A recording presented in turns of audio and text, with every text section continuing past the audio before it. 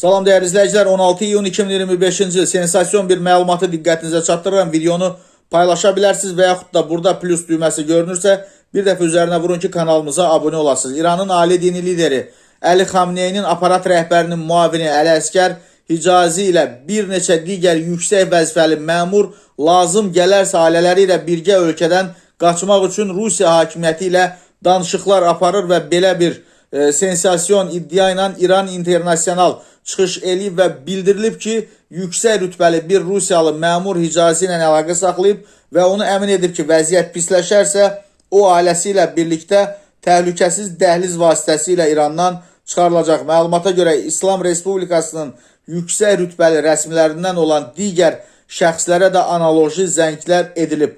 Bundan əvvəl İsrailin baş naziri Benyamin Netanyahu ölkədə İran rejiminin yüksək səviyyəli liderlərinin çantalarını yığdığına dair işarələrin olduğunu bildirmişdi.